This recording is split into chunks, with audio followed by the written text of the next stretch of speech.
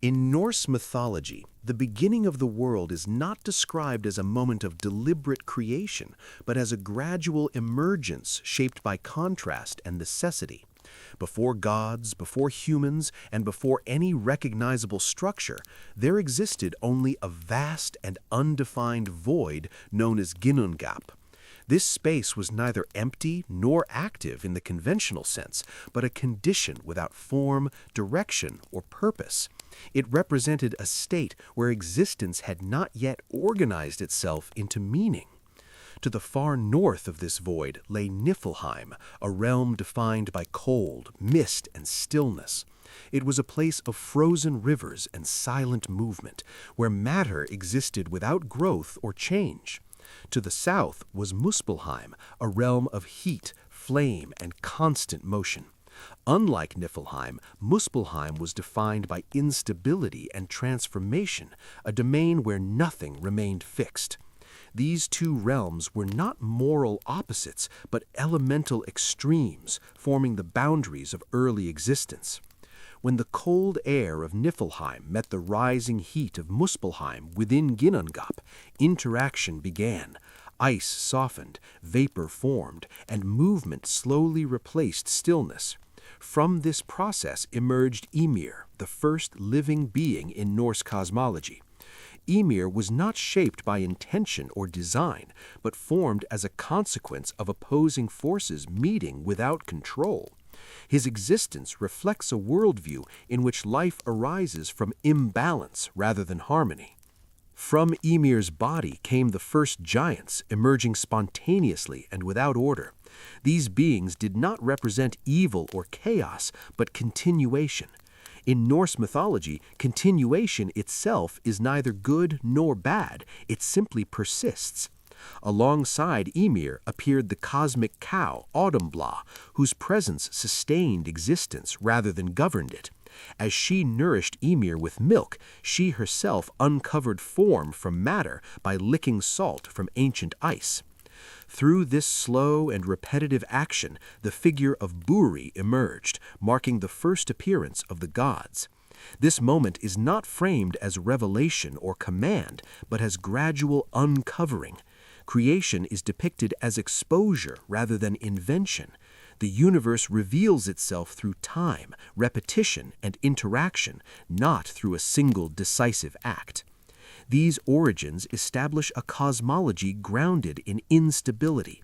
Order does not precede existence, but follows it. Structure arises only after prolonged uncertainty, and meaning is not imposed, but discovered. In this worldview, chaos is not an error to be corrected, but a necessary condition for formation. From this foundation, the Norse cosmos begins to take shape. The emergence of gods, the division of realms, and the eventual ordering of existence all develop from these early conditions. Understanding this beginning is essential, as it defines a mythological system in which the world is never fully stable and existence remains shaped by the tension between opposing forces. Following the emergence of the first beings, Norse mythology begins to describe the gradual organization of existence into a structured cosmos. This structure is not presented as perfectly ordered or permanently stable, but as a living system shaped by balance, tension, and continual interaction. At the center of this system stands Yggdrasil, the immense cosmic tree that connects all realms and sustains the architecture of the Norse world. Yggdrasil is not merely a symbolic image, but a functional framework within Norse cosmology. Its roots and branches extend across multiple realms, binding together spaces that would otherwise remain isolated. Beneath one root lies Niflheim, where cold and mist continue to flow through ancient rivers. Another route reaches toward Jotunheim, the land of the giants, while a third extends into the realm of the gods. The tree exists in a constant state of strain, threatened by decay, yet continuously renewed. The cosmos is divided into 9 realms, each occupying a distinct position within this structure. Asgard stands as the domain of the Aesir gods, elevated yet not removed from the rest of existence. Midgard, the realm of humans, is situated between divine order and primal forces, emphasizing vulnerability rather than centrality. Other realms, such as Alfheim, Vanaheim, Svartalfheim, and Hel, represent different modes of existence rather than moral categories. Each realm fulfills a function within the cosmic system. Movement between realms is possible, though restricted. The Bifrost Bridge connects Asgard to Midgard, symbolizing controlled passage rather than freedom. Travel across realms is not a matter of will alone, but of permission, circumstance, and consequence. This reinforces a worldview in which boundaries are real and meaningful, even when they can occasionally be crossed. The Norse cosmos is characterized by constant pressure rather than equilibrium. Creatures gnaw at the roots of Yggdrasil, while forces of decay and renewal operate simultaneously. The gods themselves are subject to this system, dependent on it for stability, yet unable to fully control it. Unlike cosmologies that place divine beings outside the universe, Norse mythology situates them firmly within it. This structure reflects a perception of reality as interconnected and fragile. No realm exists independently, and disruption in one area affects the whole. The cosmos is sustained through maintenance rather than permanence, requiring continual effort to delay collapse. This understanding shapes how fate, conflict, and survival are later interpreted within Norse myth. Through this cosmic framework, Norse mythology presents existence as a system under tension. Stability is temporary, balance. Within the structured cosmos of Norse mythology, the gods emerge not as creators outside the universe, but as participants embedded within it. Their existence is defined by limitation, dependency, and obligation rather than absolute power. The Norse gods are divided into distinct groups, each representing different aspects of order, fertility, conflict, and continuity. This division reflects a worldview in which authority is shared and negotiated rather than centralized. The Aesir form the most prominent group, associated with governance, war, wisdom, and law. Figures such as Odin, Thor, and Tyr embody responsibility rather than perfection. They are tasked with maintaining balance within the cosmos, yet they remain subject to fate and vulnerable to loss. Their authority does not exempt them from consequence. Instead, it binds them more tightly to the system they uphold. Alongside the Aesir exist the Vanir, a group associated with fertility, prosperity, and the natural cycles of growth and renewal. The Vanir represent continuity through abundance rather than control. Their values contrast with those of the Aesir, emphasizing sustenance, peace, and long-term stability. This distinction highlights an essential tension within Norse mythology between domination and preservation. Conflict between these groups leads to the Aesir-Vanir War, an event that reshapes divine relationships without producing a clear victor. Rather than ending in destruction, the conflict concludes through exchange and integration. Hostages are traded, alliances formed, and boundaries softened. This resolution suggests that coexistence rather than supremacy is necessary for cosmic stability. The gods inhabit Asgard, yet their influence extends across all realms. They interact with giants, humans, and other beings, forming relationships defined by negotiation, rivalry, and necessity. These interactions reinforce the idea that no realm operates in isolation. Even divine order depends on engagement with forces beyond control. Unlike other mythological systems, Norse gods are not immortal in the absolute sense. They age, suffer injury, and face inevitable destruction at Ragnarok. Their knowledge of this fate shapes their actions, lending urgency to maintenance rather than permanence. Power in this context is measured not by invulnerability, but by endurance under known limitation. Through the gods, Norse mythology presents authority as conditional and responsibility as continuous. Divinity does not imply escape from the system, but deeper entanglement within it. From these divine figures emerge patterns of leadership, sacrifice, and restraint that influence both human society and the unfolding of fate. Odin occupies a central position within Norse mythology, not as a ruler defined by absolute authority, but as a figure shaped by pursuit, sacrifice, and uncertainty. He is associated with wisdom, kingship, war, and death, yet none of these domains are presented as stable or fully mastered. Odin's power lies not in control, but in his continual effort to understand forces that remain ultimately beyond him. Unlike gods defined primarily by strength or order, Odin is characterized by movement and seeking. He travels across realms in disguise, gathering knowledge through observation rather than command. This restless pursuit reflects a worldview in which understanding is never complete and must be continuously renewed. Wisdom is not inherited or granted, but acquired through cost and exposure. Odin's sacrifices define his identity. He relinquishes one of his eyes in exchange for insight from Mimir's well, accepting permanent loss as the price of deeper perception. Later, he hangs himself from Yggdrasil for 9 nights, wounded by his own spear, offering himself to himself in order to gain knowledge of the runes. These acts are not portrayed as moral tests, but as necessary transactions within a universe governed by exchange rather than mercy. Through these sacrifices, Odin gains access to hidden structures that underlie reality. The runes represent not merely symbols, but principles governing fate, communication, and order. Knowledge of these forces grants influence, yet never immunity. Even armed with foresight, Odin remains bound by destiny, fully aware of the events that will culminate in Ragnarok. As a leader, Odin embodies strategic authority rather than paternal stability. He governs Asgard through counsel and alliance, often relying on other gods to enact his will. His relationship with warriors reflects this approach. He selects those destined to die in battle, not to save them, but to prepare for an inevitable future conflict. Valhalla is not a reward, but a preparation ground, shaped by foresight rather than hope. Odin's presence extends into the human world through inspiration, madness, and poetry. He grants insight and expression, yet these gifts often carry instability.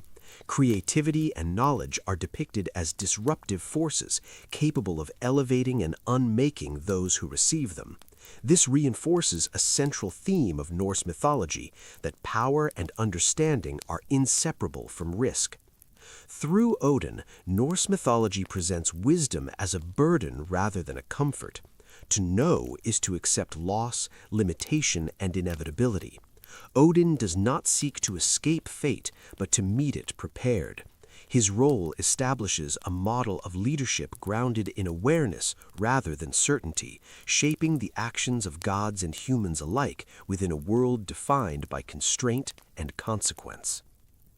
Thor occupies a distinctly different role within Norse mythology, representing stability through action rather than foresight. Where Odin seeks understanding through sacrifice and anticipation, Thor functions as a force of immediate response, confronting disruption directly rather than attempting to interpret it.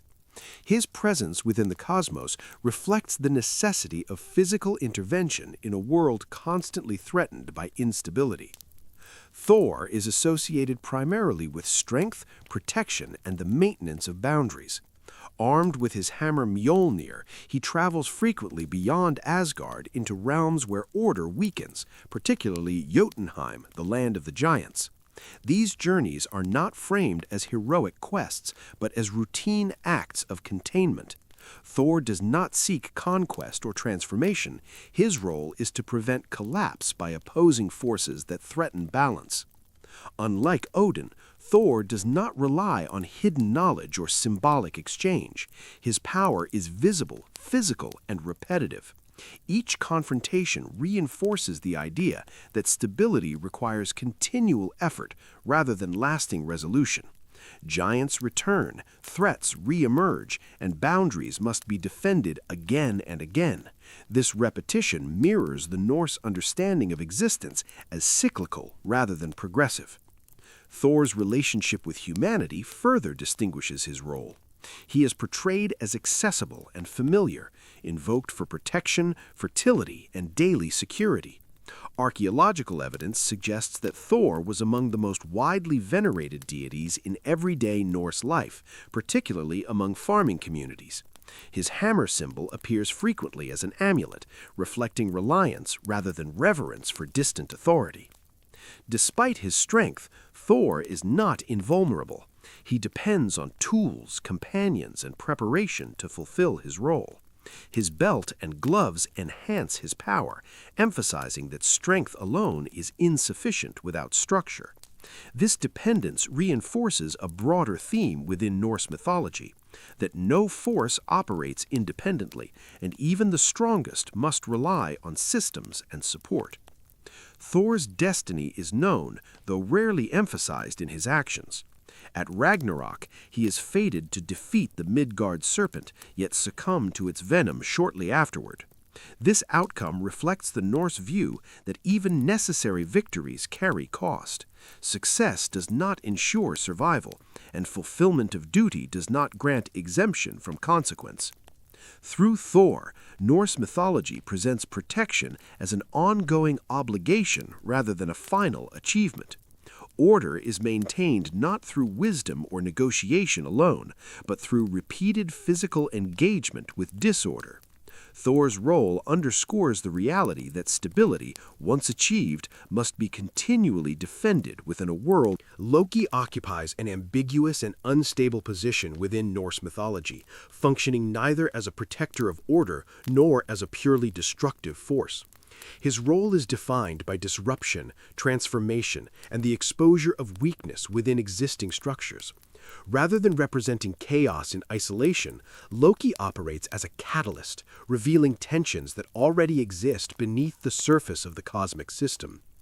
Unlike the Aesir gods associated with governance or protection, Loki moves fluidly between realms, alliances, and identities.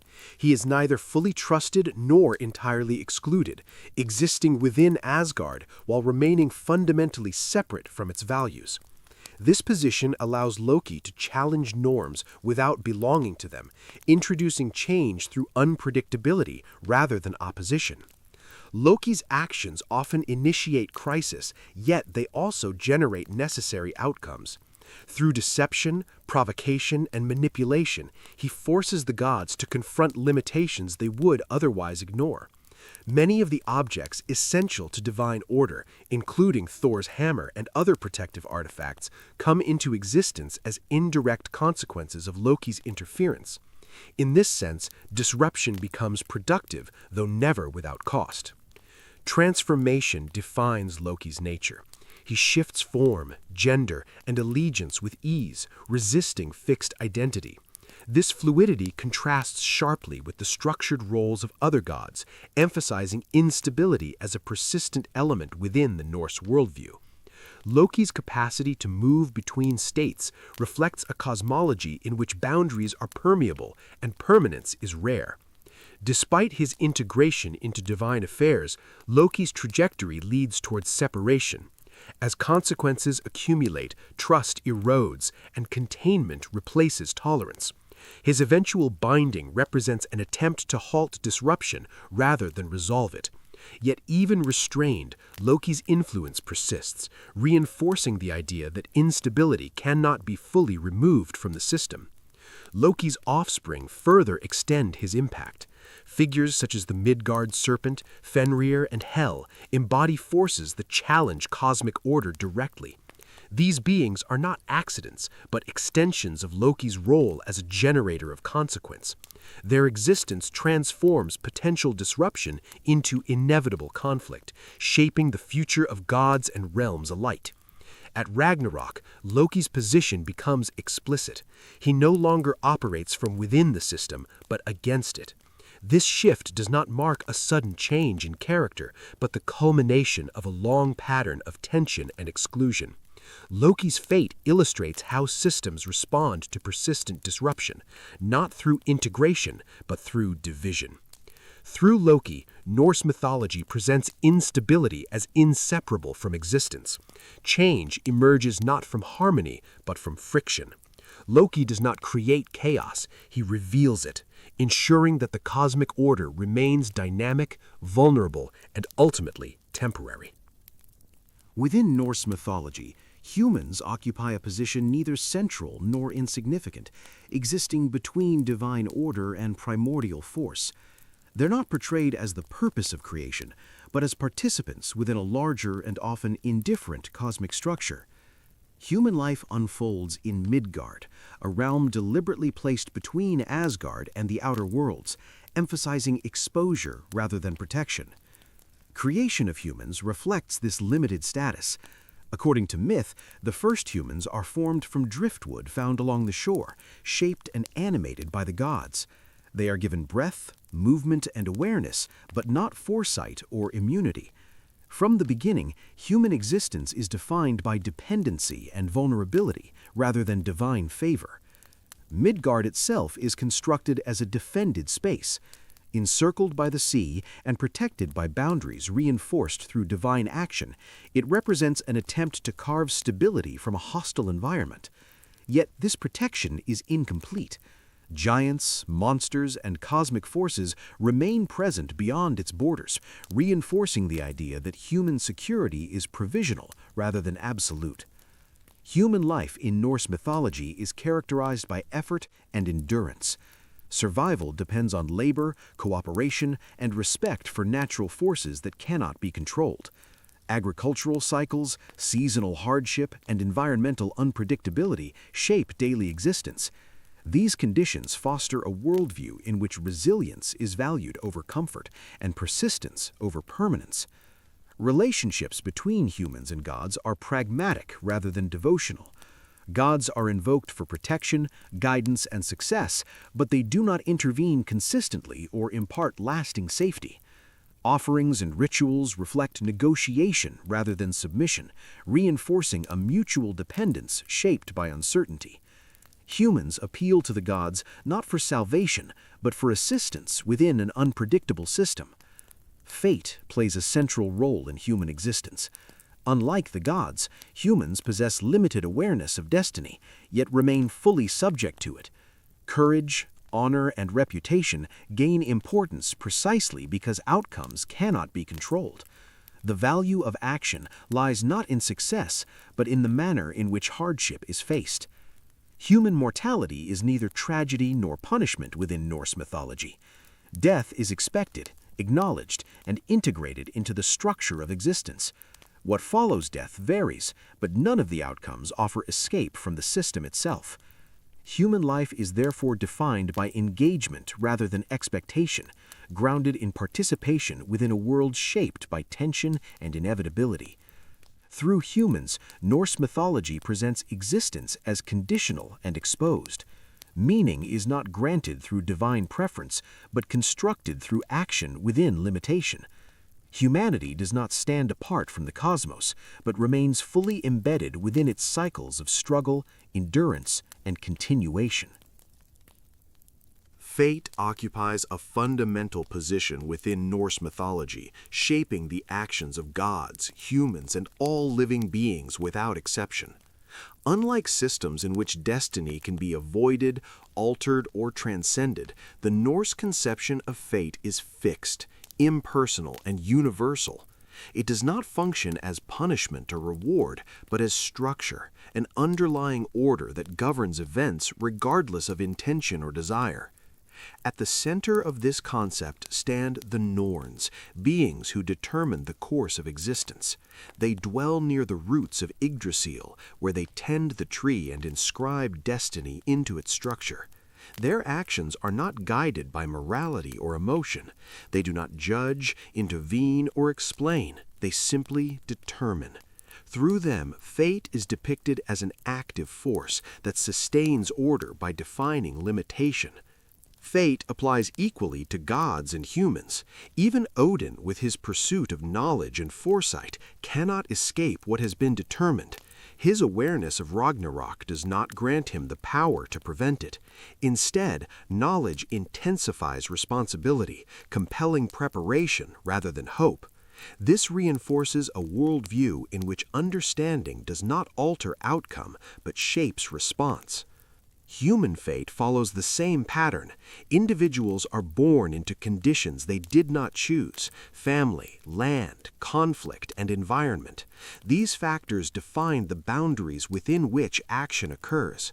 While personal decisions matter, they unfold within limits that cannot be crossed. Fate does not remove agency, but frames it. Action gains meaning not through control, but through commitment within constraint.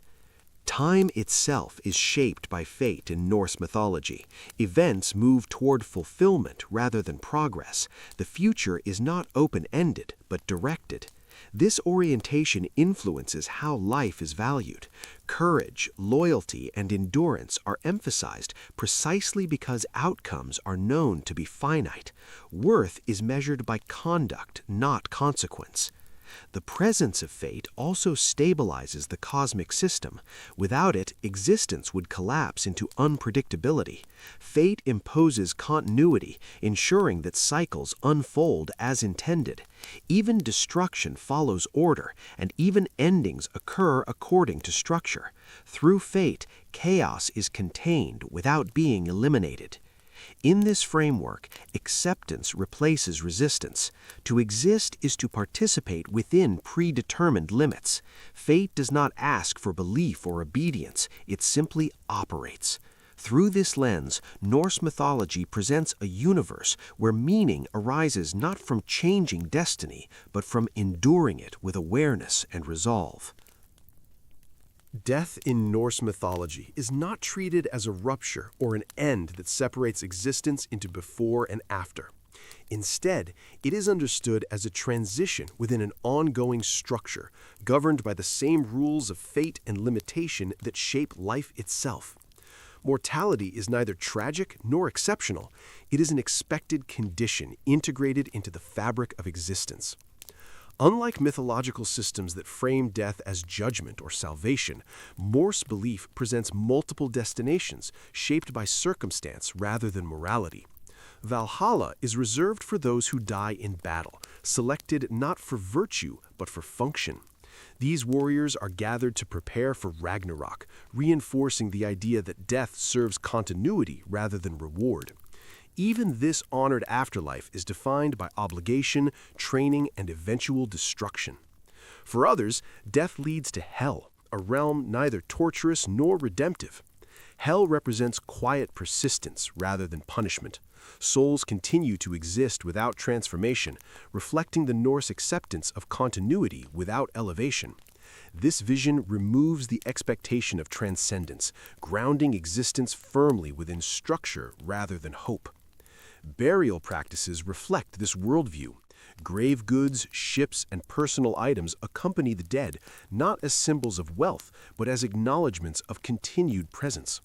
Archaeological evidence suggests that preparation for death was practical and integrated into life.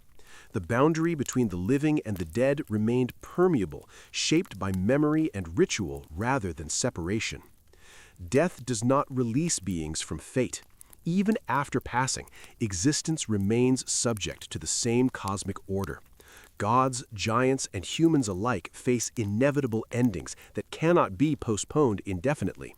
The finality of Ragnarok applies universally, reinforcing mortality as a shared condition rather than a human limitation alone. This approach frames death as participation rather than loss. To die is to fulfill a role within the cycle, not to exit it.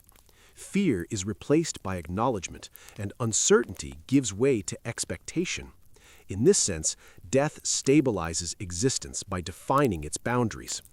Through death, Norse mythology reinforces acceptance over denial. Mortality is not softened through promise or escape, but integrated into meaning itself. Life gains significance precisely because it unfolds under known limitation. and death functions not as conclusion, but as continuation within an ordered, finite world. The Norse cosmos is inhabited not only by gods and humans, but by a wide range of beings that exist at the boundaries of order. These creatures do not function as decorative elements or simple antagonists. Instead, they represent forces that test, limit, and destabilize the structure of existence. Their presence reinforces the idea that the world is never fully contained or secure. Giants, known as the Jotnar, occupy a central role among these beings. They are not uniformly hostile, nor are they purely chaotic. Giants represent primordial continuity, existing before and alongside the gods. Their interactions with the Aesir are marked by conflict, negotiation, and interdependence. Many gods trace their lineage to giant ancestry, blurring distinctions between order and opposition. Monstrous beings such as Fenrir, the Midgard serpent, and Hel's domain extend this tension further.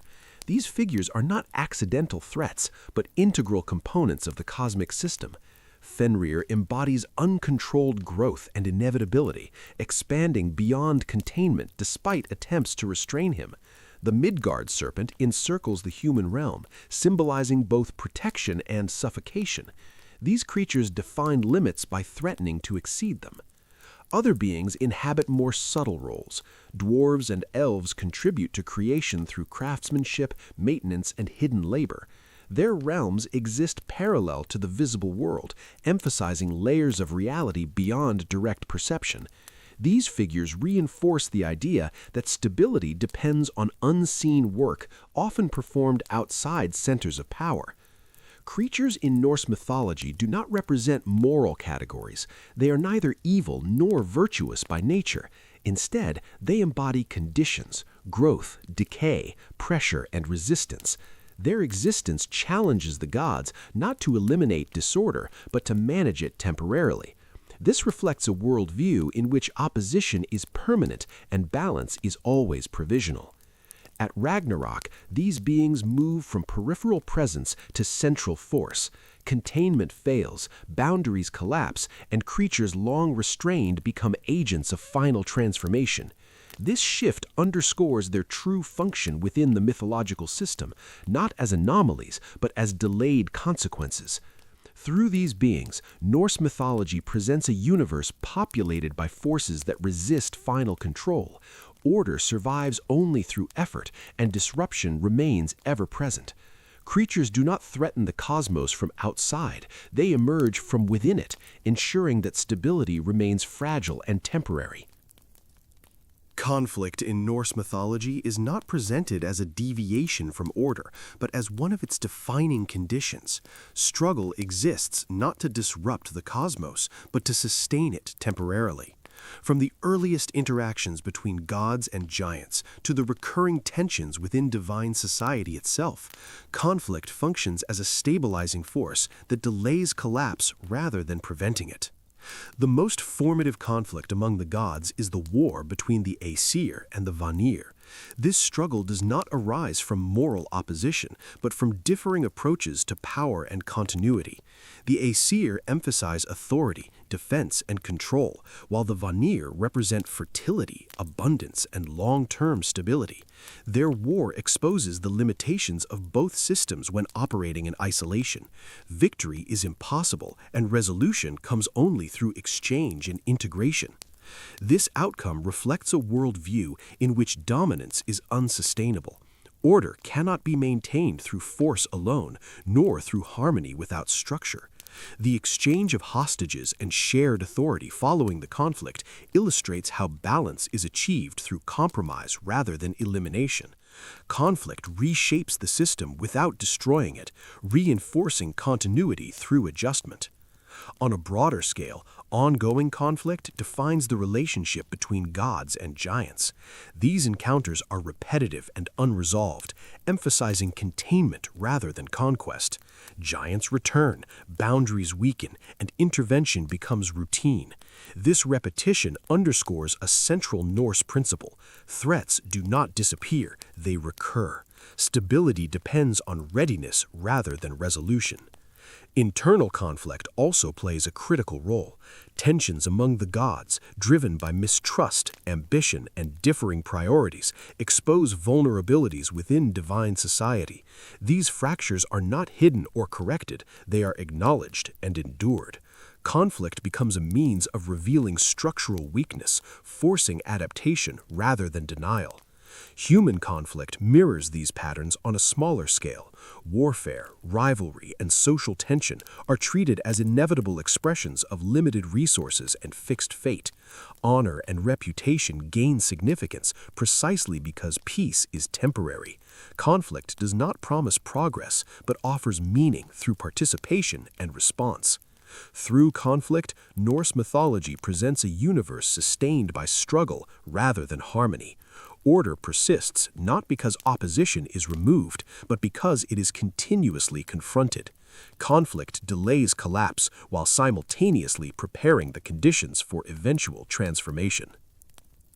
The afterlife in Norse mythology is not defined by a single destination or moral judgment, but by a continuation of structure shaped by fate, role, and circumstance. Existence does not divide cleanly into reward and punishment. Instead, it extends into parallel conditions that mirror the limitations and expectations of life itself. Death alters position, not participation. Valhalla is often emphasized in later interpretations, yet within Norse belief it represents only one path among many. Those who die in battle may be selected by Odin's agents, not for virtue or belief, but for utility. Their afterlife is structured around preparation, repetition, and obligation. Even in death, they train, feast, and await an end they know will arrive. Honor does not free them from fate, it assigns them purpose within it. Other fallen warriors are received by Freya in Folkvanger, a realm less clearly defined but equally structured. This plurality of destinations suggests that death does not elevate beings above the system, but redistributes them within it. There is no universal ascent, no singular reward. The afterlife reflects continuity rather than escape. For the majority, death leads to hell, a realm characterized by stillness rather than suffering. Hell is not a place of torment, but of quiet persistence. Souls remain present without transformation, existing in a state that reflects the Norse acceptance of endurance without expectation. This vision removes the promise of redemption and replaces it with acceptance of continuity. The dead continue to influence the living through memory, lineage, and land. Burial practices, ancestral sites, and ritual observance maintain connection across boundaries.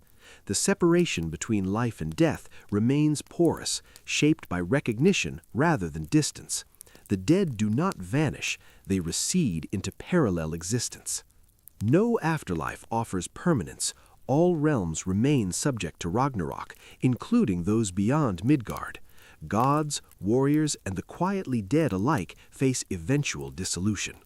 This reinforces the central Norse principle that existence, in any form, remains finite. Through its afterlife structure, Norse mythology removes illusion from death. Survival does not depend on salvation, but on acceptance of continuity within limitation. Death does not resolve existence, it sustains it until the final transformation unfolds. Cycles form one of the most defining principles in Norse mythology, shaping how time, existence, and meaning are understood. Rather than progressing toward improvement or decline, the Norse world moves through repetition, renewal, and eventual return. Events do not seek resolution, they fulfill patterns that reappear across different scales of existence. Time is not linear in the Norse worldview. The past does not disappear, and the future is not open-ended. Instead, existence unfolds through recurring phases of formation, strain, collapse, and reformation. These cycles operate simultaneously within nature, society, and the cosmos itself. Seasons repeat, conflicts return, and structures erode only to be rebuilt in altered form. The gods themselves are bound by these cycles.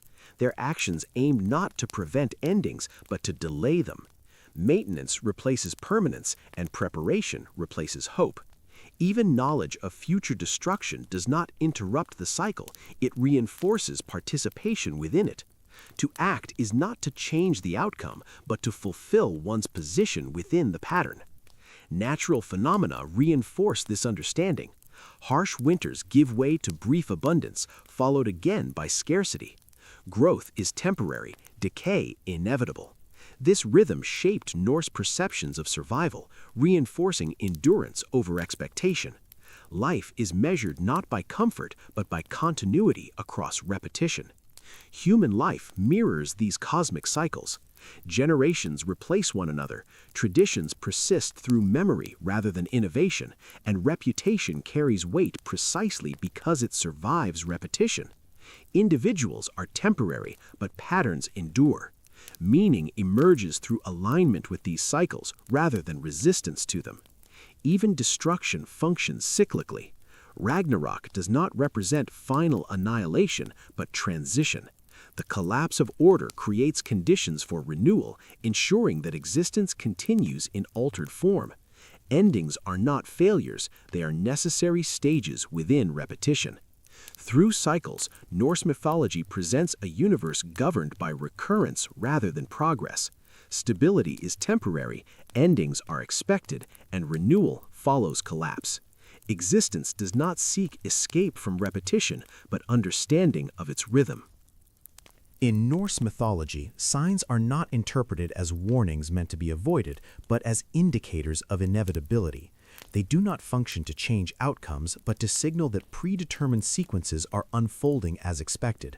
Awareness of signs does not grant control, it provides recognition.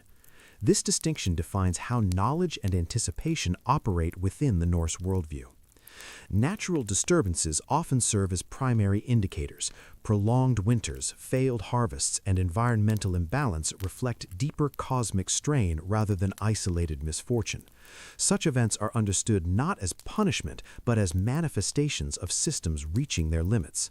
The world communicates its condition through disruption rather than explanation. Social disorder also functions as a sign. The breakdown of kinship bonds, betrayal within families, and erosion of trust indicate weakening structure. Moral decline is not framed as individual failure, but as collective symptom. These patterns suggest that societal cohesion is temporary and subject to the same pressures that govern the cosmos. Among the gods, signs take the form of accumulated consequence. The binding of Loki, the growth of Fenrir, and the restlessness of cosmic forces signal approaching transformation. These developments are neither sudden nor hidden. They emerge gradually, allowing time for recognition without offering opportunity for prevention. Knowledge of signs alters behavior without altering fate. Preparation replaces intervention. The gods do not seek to stop what is coming, but to position themselves within the sequence. This response reinforces a worldview in which readiness matters more than outcome. Human perception of signs mirrors this approach. Dreams, omens, and inherited knowledge convey awareness rather than instruction. Interpretation focuses on acknowledgement rather than solution. To recognize a sign is to accept one's place within the unfolding pattern. Through signs, Norse mythology emphasizes observation over control. The world reveals its direction through subtle and accumulating indicators. Understanding does not avert change, but aligns awareness with inevitability. In this way, signs prepare existence for transformation rather than rescue it from collapse. Ragnarok represents not a sudden catastrophe, but the fulfillment of processes long set in motion. It is the point at which accumulated tension, delayed consequence, and structural strain converge into transformation. Within Norse mythology, Ragnarok is neither preventable nor unexpected. It is anticipated, understood, and ultimately accepted as the final expression of fate. The events leading to Ragnarok unfold through recognizable patterns. Bonds weaken, containment fails, and forces once restrained break free. Fenrir escapes his bindings, the Midgard serpent rises from the sea, and Loki returns to opposition. These developments do not occur as surprises, but as confirmations that the system has reached its limits. Order does not collapse through error, but through completion. The gods confront Ragnarok with preparation rather than resistance. They gather, arm themselves, and take their assigned positions. This response reflects a worldview in which awareness does not grant escape, but responsibility. Each god faces an opponent tied to prior actions, reinforcing continuity between past decisions and final outcomes. Consequence follows alignment rather than choice. Battle at Ragnarok is not framed as heroic triumph. Victory and defeat occur simultaneously, without permanence. Odin falls to Fenrir, Thor defeats the Midgard serpent but succumbs to its venom, and many gods meet their predetermined ends. These moments do not restore balance, they conclude it. Fulfillment replaces resolution. The world itself is consumed, fire spreads, structures collapse, and familiar boundaries dissolve. Land sinks into the sea, and the cosmos returns to instability. Yet this destruction is not framed as annihilation, it is transformation through release, clearing conditions for renewal rather than erasure. Ragnarok confirms the central Norse principle that no structure endures indefinitely.